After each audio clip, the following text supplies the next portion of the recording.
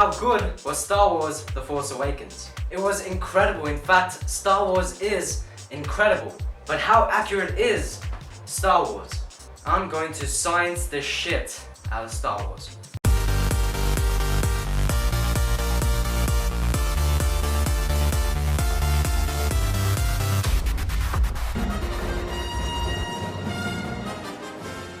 So most people know that sound can't travel in space. Why, you may ask? Well, sound is a wave, much like earthquake waves and water waves. And these sort of waves need a medium to travel through. So for water waves, it's water, and for earthquake waves, it's the earth itself. So sound can travel through solids, liquids, and gases, but it can't travel through a vacuum, much like space. But why is this so? Sound is as a result of vibrations of air particles. Picture a guitar. When the guitar strings are pulled, they vibrate the air particles around it at different frequencies, and thus different pitched sounds can be heard.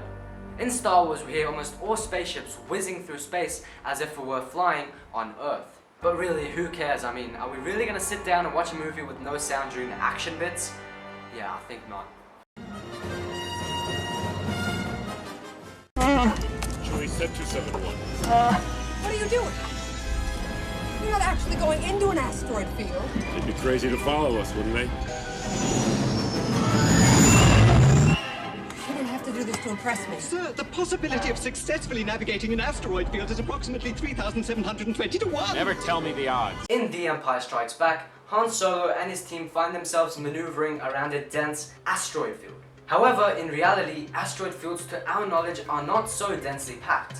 In fact, one could travel from one end of the asteroid field to the other without colliding with an asteroid. However, who's to say that in a galaxy far, far away, there is an asteroid field that is as spaced out as Kevin Spacey? I mean, they could all just be closely packed. Think about it, the universe is so big and old, the events of this story may have actually happened. Hey, that's pretty cool.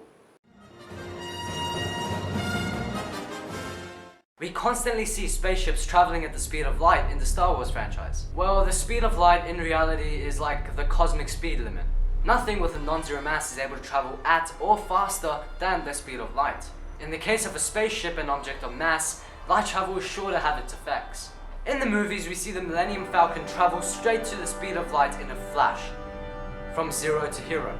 In the case of a real-life spaceship, accelerating to the speed of light would require an infinite amount of energy due to mass dilation, and that is just something that we cannot generate in our universe. Not to forget, but accelerating to that speed that quickly is sure to leave the people on board splattered across the front windshield due to the incredible G-forces involved.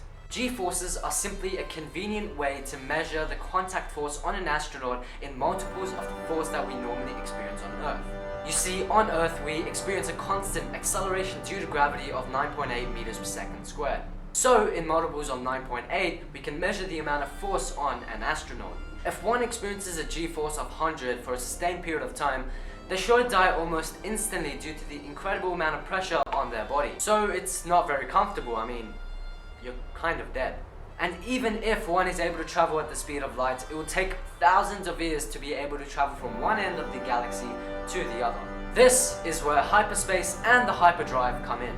Hyperspace is a fictional concept where no laws of physics apply whatsoever. It is a constant gag that the hyperdrive acts up in every Star Wars movie.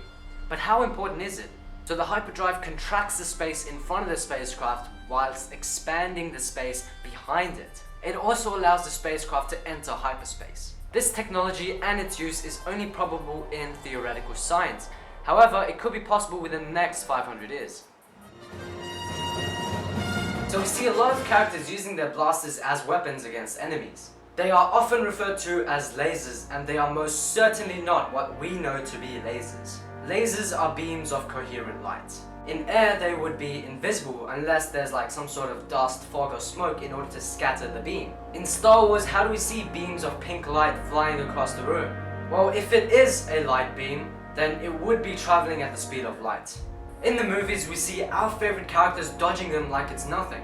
In reality, if such were to exist, one would not be able to see and dodge these laser bullets with ease. But despite all this mumbo jumbo, they do allow for some pretty fun action scenes. Everyone loves lightsabers. I mean, the idea is so cool. But really, what exactly is it? Some people argue that the actual blade is invisible and the color comes from the ionized air around the blade. But this would mean that the lightsaber would be emitting intense amounts of heat. No one would be able to hold it. But despite all the speculation, I would love to see a lightsaber be invented in our time. Guys, please don't get me wrong, I mean, I love the franchise ever since I went with my mates in 1977 to watch the first Star Wars movie.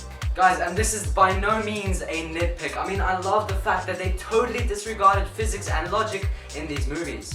I hope you guys enjoyed. Please like, favorite, comment, and subscribe. May the mass times acceleration be with you.